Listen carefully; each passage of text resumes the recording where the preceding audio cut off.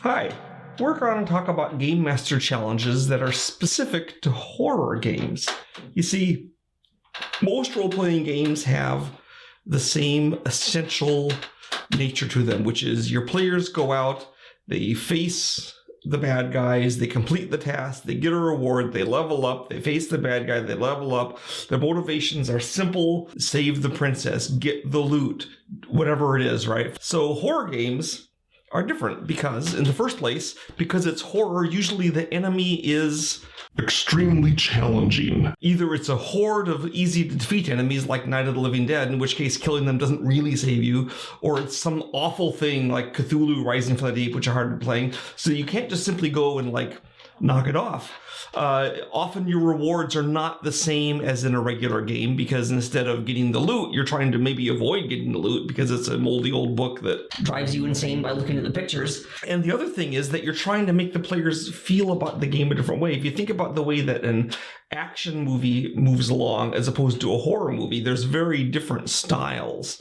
And there's also the fact that a lot of players, especially if you're playing, say, Sandy Petersen's Cthulhu Mythos for 5e, that you've used to playing D&D or Pathfinder, and you're playing it along and everything's fine, and you're used to a certain style of play, then you go into a horror version of it, and the style of play isn't quite the same. At least the ultimate goals are.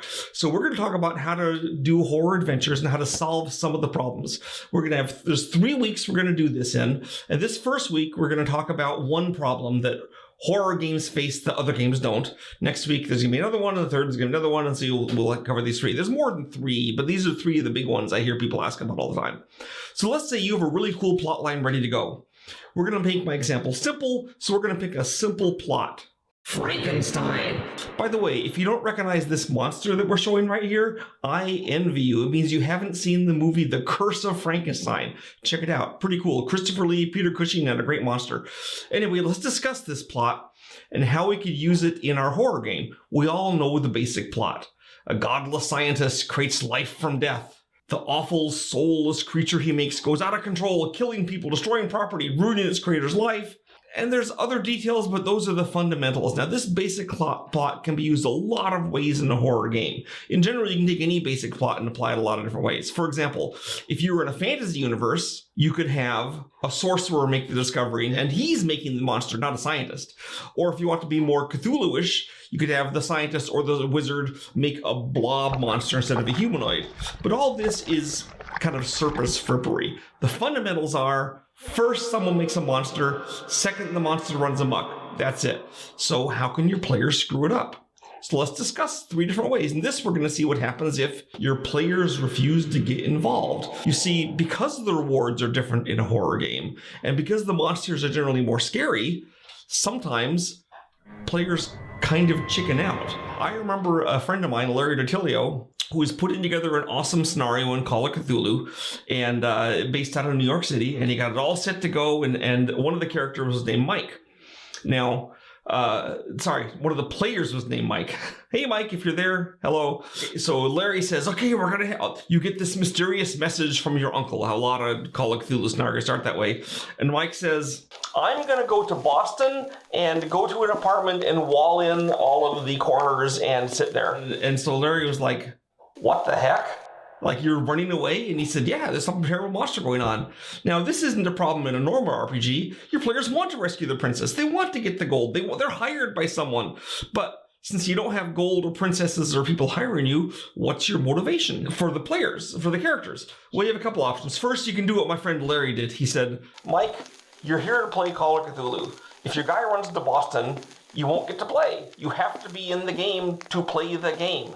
Now, this worked on Mike, kind of, but it draws on the meta game. Not the actual game. You're picking on something outside the game to make the players be interested. So it's a little bit unsatisfying. Or you can do what I often do, which is force the players into the adventure. For example, instead of saying, Professor Steinenfrank is calling on you to help him because something's gone wrong, instead, you can try to make the players in the adventure on their own. Now, I can think of 3 ways of forcing the players into the start of, in my example, a Frankenstein monster game, but it could be used for anything. So first, you can do this with any scenario. Frankenstein is just my example. First is the bait and switch. Make your players think they're headed for one sort of adventure and then plunge them into the other scenario. For example, in one of my published scenarios, The Derelict, the players are on a transatlantic cruise, and they're probably expecting monsters from the deep or whatever, but what they come across is a shipwrecked on an iceberg, and the whole scenario kind of takes place on land. Okay, in the case of my scenario Frankenstein, you could have Dr. Frankenstein, which you'd give a different name to, you know, right? Like my Dr. Steinenfrank, he invites the players to his castle for some kind of party, or maybe the reading of a will where they're going to get money, or anything that makes sense for your campaign. Then, when the players get there, you change everything. If it's say it's a party, the players are like, we're here for the party, they're going to adventures and things, and they walk into the main ballroom and everything's been destroyed, the kitchen workers are dead, and Dr. Steinenfrank has fled. What's up? There's no one here at the castle. The players are now involved in the adventure. Or they arrive for the will reading. They're going to be getting big money. And Dr. Steinenfrank opens the door a crack and says, go away, there's nothing here, and shuts it. Everyone go away. Hopefully the players by this will be piqued by interest. What's the doctor doing? Why is he denying us our will? You create your own options, okay? So that's the first way. Bait and switch. Second, get them involved. Force the player into the adventure because the monster or the scientist already took the first step. A great example is from the movie Abbott and Costello Meet Frankenstein. Now, obviously, light comedy individuals like Abbott and Costello would never want to deal with the Frankenstein monster. How are they forced into it in the movie? Simple. The bad guy wants Abbott's brain to put in the monster.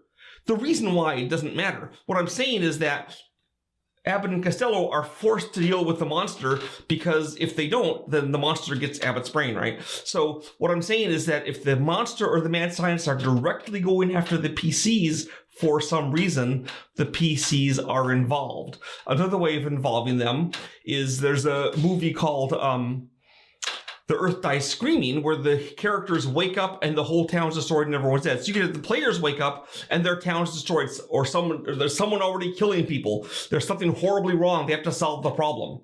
Okay. Another way you could do it, a third technique, is you think the players are going to want to avoid the monster and escape? Let them. Let them try to escape. Have the monster set up in a situation where it's hard for them to escape, and trying to get away from a terrifying enemy can be a fun adventure. The Frankenstein plot is a particularly good one for this case because it combines a brilliant scientist with an unstoppable monster. You could have the scientist or wizard, if you know, outwitting the players while the monster provides his muscle. One more thing. When I talk about players trying to get away from your scenario and avoid it, it's not because they're bad role players. It's probably because they're good role players. They're thinking about things in terms of their character and says, well, my character wouldn't want to get involved with this. It's scary. So they're trying to get away. So you have to overcome their instincts of role playing in the sense to get them in the adventure. So they're not the bad guys. They just need to have that extra motivation to get them in there. So here's 3 different ways you can use if a players, for some reason, are refusing to blunder into your adventure in a horror scenario. Bait and switch, forcing them involved, or let them try to escape, turning that into the adventure. Happy gaming!